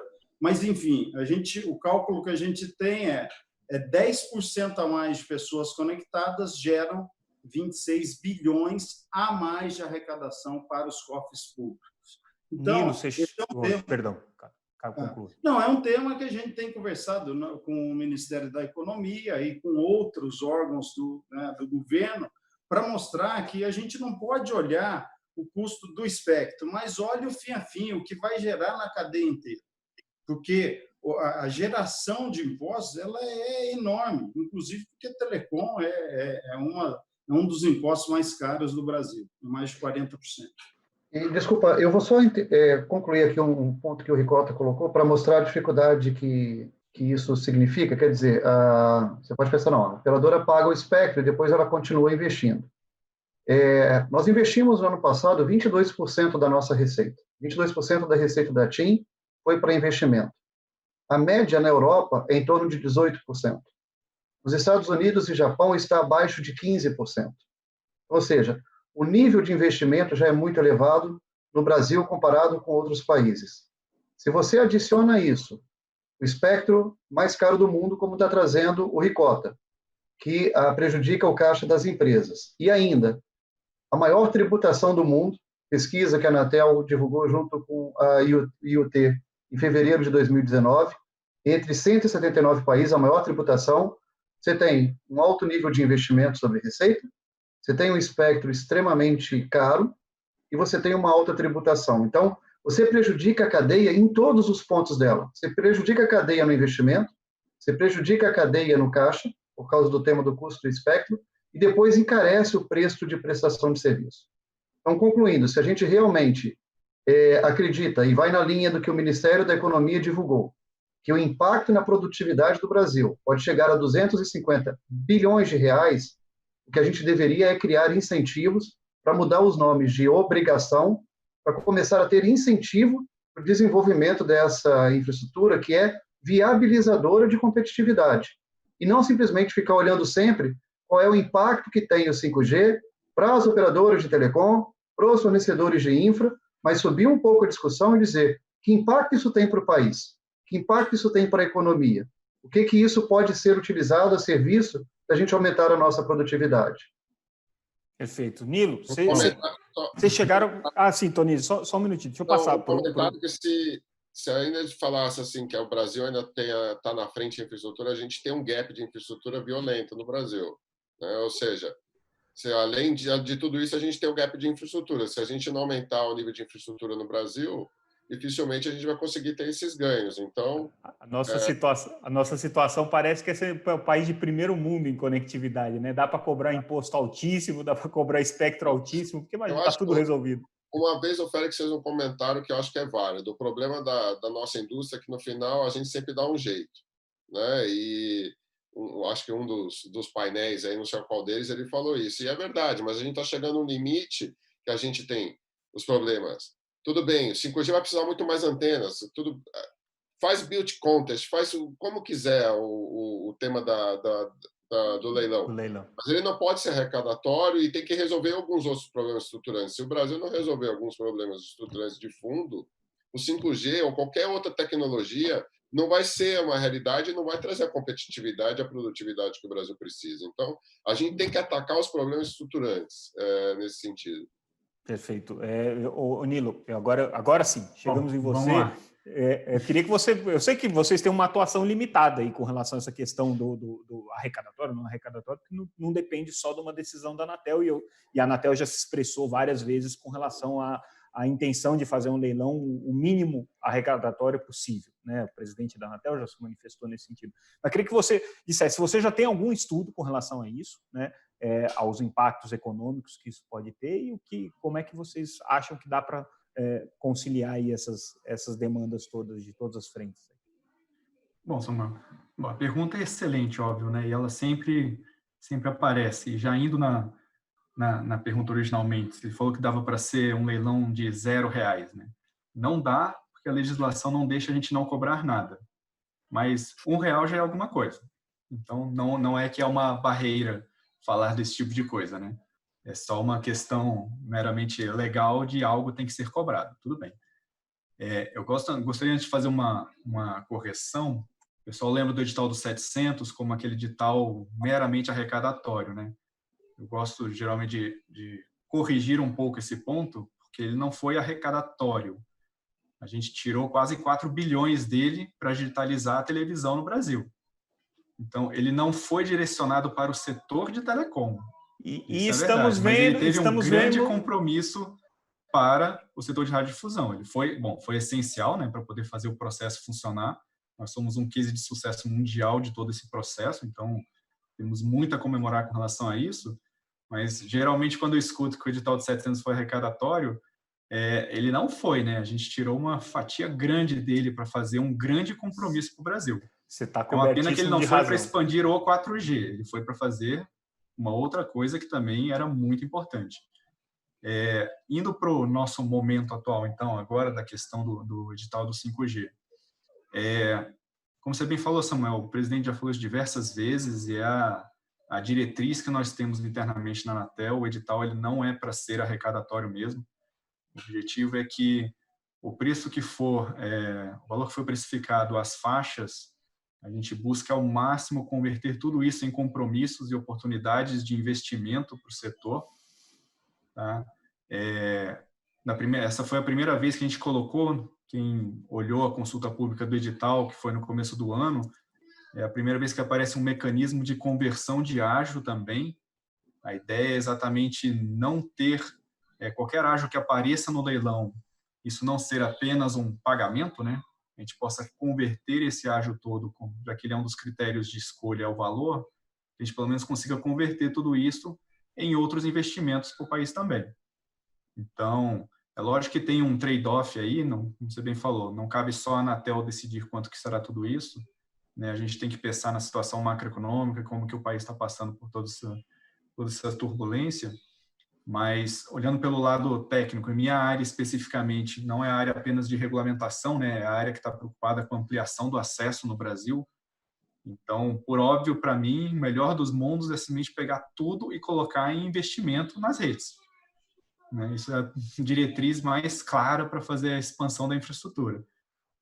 Mas nós somos limitados por outros debates e por outras diretrizes também. Isso aí é uma decisão já do Conselho Diretor da Anatel, né? Não é minha particularmente. E eu entendo todas as outras questões, acho que o Tonizzi falou bem, a gente tem que viabilizar a facilidade de implantação de infraestrutura também. Isso está caminhando, né? A gente tem a discussão de postes, tem a discussão de dutos, tem a discussão de como instalar infraestrutura. 5G a gente não está falando mais só de colocar um cabo passando no poste, a gente está falando de colocar uma herb colada no poste também. Então, a gente tem uma nova forma de utilização dessas infraestruturas passivas para as novas redes. Todo esse debate ele é muito importante. Nesse caso específico, por exemplo, dos postes, a Anatel já tem uma proposta construída com a ANEEL, a Agência de Energia. Essa proposta ela está no nosso Conselho Diretor e na diretoria colegiada da ANEEL já para ir para a consulta pública. E o objetivo ali é exatamente tornar mais racional e mais fácil a utilização desse tipo de infraestrutura. Então, com certeza, os desafios são muitos, imaginando a expansão das redes como estão, e a gente tem que atacar por várias vertentes. No edital, ele simplesmente disponibiliza mais espectro, ele é provavelmente uma das grandes oportunidades de ampliar o investimento no país, né? Se o pessoal deve lembrar, todos os nossos compromissos de editais passados foram concluídos.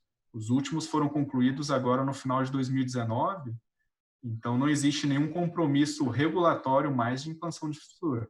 Esse é um edital de uma grande oportunidade para a gente abrir uma nova janela de investimento também. Então, eu olho ele muito por esse sentido. A discussão do plano estrutural de redes e todo o diagnóstico que a gente tem feito nos últimos anos é exatamente para dar os subsídios para a gente poder construir o que serão esses compromissos todos para o edital. Então, respondendo a pergunta diretamente, gostaria muito que fosse o menor valor possível, que tudo que vale o espectro do 5G possa ser convertido em investimento. Isso é uma diretriz maior e, com certeza, é o que a gente está pensando em fazer. Um aspecto que me chama a atenção é, você mencionou do leilão de 700, que uma parte considerável, 3 bilhões e meio do que foi arrecadado, quase 4 bilhões, né, trazido ao valor presente, foi usado para você fazer a limpeza da faixa de 700 e a digitalização da TV aberta, que era uma coisa que tinha que ser feito, tinha que ter feito a limpeza dos 700, mas, na verdade, você estava resolvendo um problema de outro setor, né, que era o setor de radiodifusão, importante também, mas estava resolvendo aquilo lá. A gente meio que caminha por uma coisa parecida agora nessa discussão da faixa de 3,5, e eu coloco a pergunta para o Capdeville, já emendando com uma pergunta aqui de um dos nossos espectadores, não sei se são mas digital espectadores aqui, sobre os desafios que a gente tem, quer dizer, faixa de 3,5, que é uma faixa importantíssima, né? Tem essa questão da banda C. Te parece razoável, Capdeville, que a gente esteja direcionando um debate do leilão sobre digitalizar ou não um serviço via satélite? Eu acho que é um lugar para ser endereçado, sim. A gente não pode negar que existe a interferência. Agora, a questão é ter o remédio certo para que ele não vire um veneno. O Nilo citou, eu acho que o tema dos 700 ele foi muito bem conduzido pela agência, foi feito com uma competência enorme. Eu acho que todo o setor, tanto da radiodifusão, como também o setor das operadoras, a gente conseguiu sentar na mesa e chegar a um bom entendimento. Agora, eu me lembro que, por exemplo, uma das preocupações no início da discussão dos 700 era quase que uma situação caótica, né? Que a gente teria que prever um movimento muito grande de mitigação, porque o próprio device LTE poderia interferir no setup box, etc. e tal. E olha, em todo o processo dos 700, a gente não teve que fazer um exercício de mitigação. Então, ou seja, uma coisa é o mundo teórica, outra coisa é o mundo real. Eu acho que a mesma discussão, ela volta agora com a história da convivência entre a banda C satelital e o 3.5. O que nós estamos vendo, primeiro, é que para que essa interferência aconteça, a distância entre a estação receptora e a estação que está irradiando do 5G tem que estar muito próxima. Primeiro, o 5G ele deve nascer nas grandes cidades, onde a presença das parabólicas é bem menor. Segundo, o que a gente viu é que, como o 3,5 é uma frequência mais alta, à medida que você vai ampliando essa distância, cai muito rapidamente a potência do sinal. Então, você consegue ali já ter algum tipo de mitigação. E existem dispositivos hoje no mercado que nos parece que são suficientes para, de fato, interromper qualquer tipo de interferência que venha a existir. Então, eu acho que o debate ele é válido, mas ele tem que ser baseado em cima não só de testes teóricos, mas de testes práticos. Eu me lembro que uma coisa que ajudou muita gente no 700 foi o famoso piloto de Rio Verde, onde a gente conseguiu sair do ambiente teórico, ir para o ambiente prático, e ali se comprovou que uma parte significativa das preocupações que se tinha não eram replicadas em campo. A mesma coisa a gente deveria fazer para o 5G. Infelizmente, isso estava previsto, por conta agora do Covid, os testes em campo foram interrompidos, e a gente precisa retomá-los sobre o risco da gente ir simplesmente numa veia teórica, alarmística, e na final a gente tomar um remédio que acaba virando um veneno por conta da dosagem. Então, eu acho que o debate ele é correto, precisa ter, os ambientes eles têm que coexistirem, mas isso tem que ser feito dentro de uma ótica de evitar que a gente, de novo, acabe endereçando uma solução muito, vamos dizer assim, desmensurada frente ao problema que, de fato, a gente vai encarar.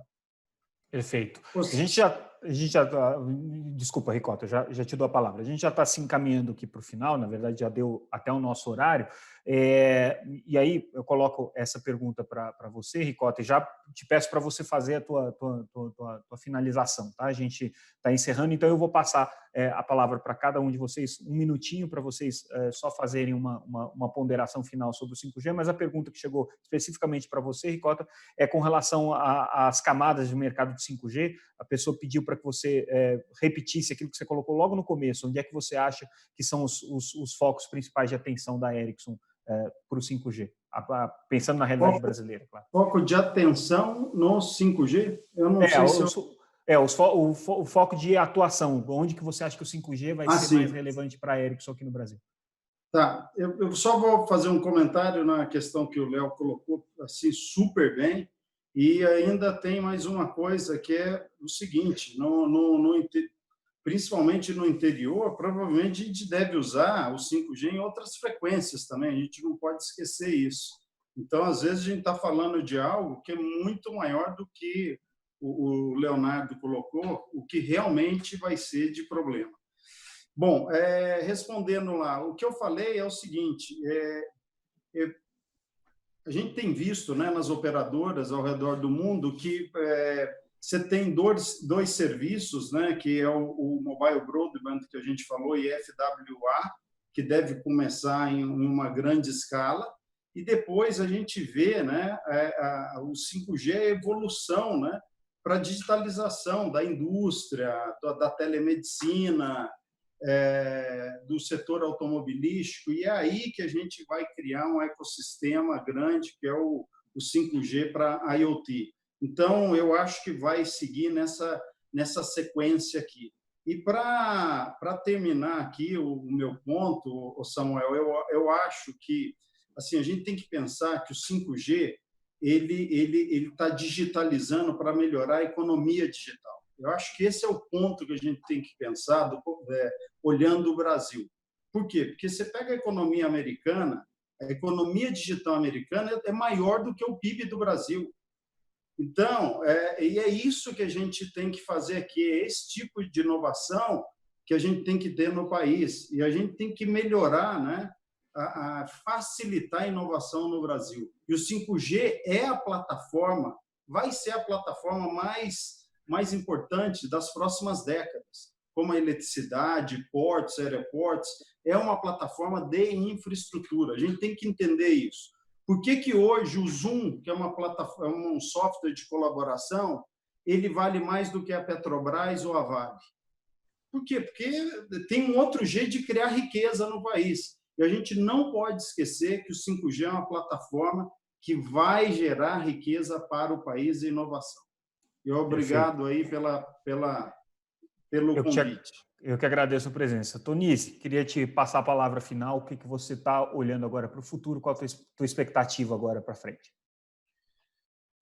Como um minutinho, como a gente disse primeiro, que a gente, de uma vez por todas, aproveitar que a gente vai ter o leilão de 5G, espero que seja ano que vem, ou ainda tudo aparenta que vai ser ano que vem. Uma vez isso acontecendo, que a gente resolva essas duas questões de fundo, né? Como desenvolver o 5G e que ele não seja arrecadatório.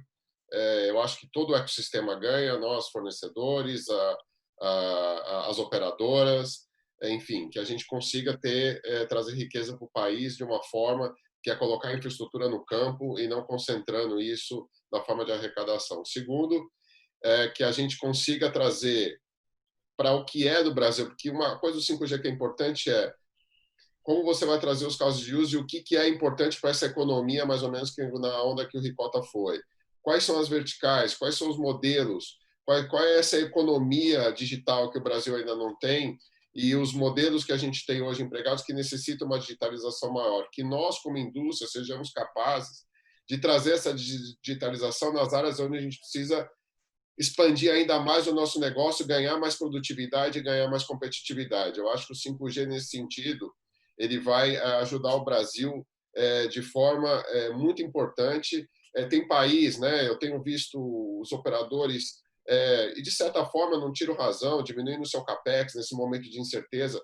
Você pega países como a Coreia e Estados Unidos, eles fizeram o contrário. Eles acreditam que a digitalização, investindo em infraestrutura de telecomunicação, é a forma de acelerar a saída deles desse mundo ou dessa recessão que o mundo está passando nesse momento tão triste aí da Covid.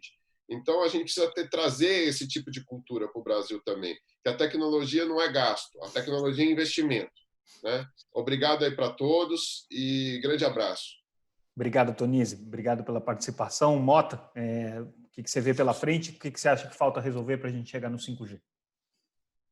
Bacana. Bom, primeiro fico muito feliz de ouvir da agência essa disposição em trazer o espectro a custo quase zero, né? Transformando isso em investimento para que a gente traga mais conectividade, traga mais eficiência do 5G para o país. Eu gostaria de ressaltar também que hoje toda a base instalada de 4,5G existente hoje no país, ela pode evoluir por meios de incrementos de hardware e principalmente um upgrade de software para fazer com que o 5G chegue no Brasil de uma forma muito rápida, né? Isso por si só traria faria com que a operadora preservasse o investimento já feito na tecnologia de 5G e acelerasse a chegada do 5G no mercado, independente se o leilão for agora ou for no ano que vem, né? De qualquer forma, a gente já está atrasado, então seria importante a gente ter esse uso da base instalada, a rápida evolução da base instalada para trazer o 5G de uma forma mais rápida para o país, né? O segundo ponto é essa questão da escala global, cadeia de suprimentos global. Eu acho que é importante o Brasil fazer uso dessa grande escala que está sendo criada ao redor do mundo com a tecnologia 5G, justamente para beneficiar os consumidores finais, né, e ajudar o Brasil a lutar contra essas diversas taxas, como bem colocado ali pelo Leonardo Capdeville. Do lado da Huawei, gostaria de enfatizar que a gente é aberto, a gente é transparente para o governo, para as operadoras, e também estamos olhando completamente esses aspectos técnicos, né? E esperamos que a racionalidade ela prevaleça dentro do nosso setor. Okay? Legal, obrigado, Mota. Capdeville, tua mensagem final aqui. Bom, obrigado a todos. Samuel, excelente debate. Só queria ressaltar uma coisa. Eu acho que a gente agora, nesse período da pandemia, está mais do que provado a importância de telecom e como a gente consegue trabalhar, como a gente consegue, às vezes, fazer uma consulta, como a gente consegue educar, mesmo estando à distância. Eu acho que a telecom nunca teve tão em vogue, as pessoas nunca entenderam tanto a importância dela para o desenvolvimento da sociedade como agora. Entretanto, da mesma maneira que a telecom ela inclui e ela é esse viabilizador, ela também pode criar um gap enorme entre quem tem acesso e quem não tem acesso. É ótimo ver os meus filhos estando em casa e sendo educado e tendo aulas, mas quantas crianças não têm acesso a essa mesma educação porque não tem a infraestrutura de telecom disponível ou não tem um dispositivo para usar? Então, nós precisamos tomar bastante atenção por tudo isso que a gente está falando, em como não só incentivar a questão da infraestrutura, mas também como fazer com que o serviço seja mais acessível, diminuindo a carga tributária. Essa carga tributária ela traz uma certa perversidade, porque justamente ela inibe que as pessoas com menor renda possam acessar ao serviço básico e essencial que deveria ter para todos, que deveria ser em telecom. O imposto mais caro do Brasil está na região norte do país e não em São Paulo. Ou seja, justamente uma pirâmide invertida. Onde mais precisaria estar conectado, onde mais precisaria ter um serviço acessível, é onde hoje você paga a maior taxa tributária. Então, acho que telecom tem que ser visto como um serviço básico e essencial, e a partir daí a gente permitir que a gente crie não um ambiente simplesmente de crescimento de produtividade, mas também um ambiente de inclusão digital, seja para a educação, seja para a saúde, seja para a segurança e para a produtividade do trabalho. Muito obrigado aí pelo espaço. Legal, obrigado, Capdeville. Nilo, fechando contigo, dá para responder aí a provocação do Tonizzi, do leilão acontecer pelo menos no ano que vem? Com certeza, né? Apesar da nossa programação era para o final desse ano, tivemos aí alguns contratempos, né? Não muito bem previstos para isso, mas com certeza todo o planejamento está focado para que isso aconteça no ano que vem. Eu acho importante só corroborar o que os colegas de mesa falaram. Eu acho que o 5G é uma grande oportunidade. Esse próximo leilão, na verdade, é uma das principais oportunidades que o Brasil tem de destravar muito do investimento necessário para o país. Isso que o Capdeville comentou, né? A gente tem um gap de infraestrutura muito grande, principalmente na região norte e nordeste. A gente tem que focar em investimento nessas áreas mesmo, e eu acho que o leilão é uma oportunidade muito grande para isso. Tá? Então, pode ter certeza que a Anatel está atenta a essas dificuldades todas. É uma pena que a gente não pode, né, sozinho, resolver muito dos problemas setoriais, né, principalmente a questão tributária. Eu espero que a gente consiga achar uma solução como país para essa questão também. Isso não é perverso só para a telecom, né? Isso é perverso para muitos outros setores, principalmente os de infraestrutura. Então, não é uma discussão particular nossa. E é algo que, provavelmente, se fosse destravado, resolveria muitos dos nossos problemas também. Mas, de toda forma, estamos atentos aos outros problemas todos que a gente consegue atacar ainda. Isso, a gente tem uma série de projetos andando dentro da agência para tentar resolvê-los. E, novamente, só agradecer, Samuel, pelo convite, pelo espaço, e obrigado aos meus colegas aqui de debate também. Bom dia para todos. Gente.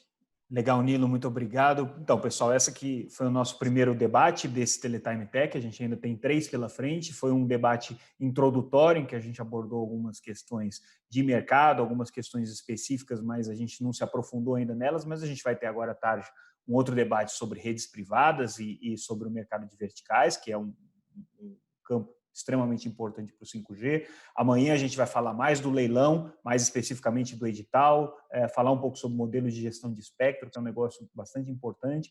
Vamos falar depois amanhã também sobre redes compartilhadas, sobre Open RAN, um aspecto que foi trazido, também surgiu aqui nesse debate. Então, a gente vai se aprofundar em todos esses temas. Algumas perguntas que a gente acabou não fazendo agora vão ficar para os próximos debates, com certeza. Agradeço a presença de todos vocês e a gente volta hoje às 16h30. Então, conto com a audiência de todos e agradeço mais uma vez a presença da nossa mesa aqui. Até daqui a pouco.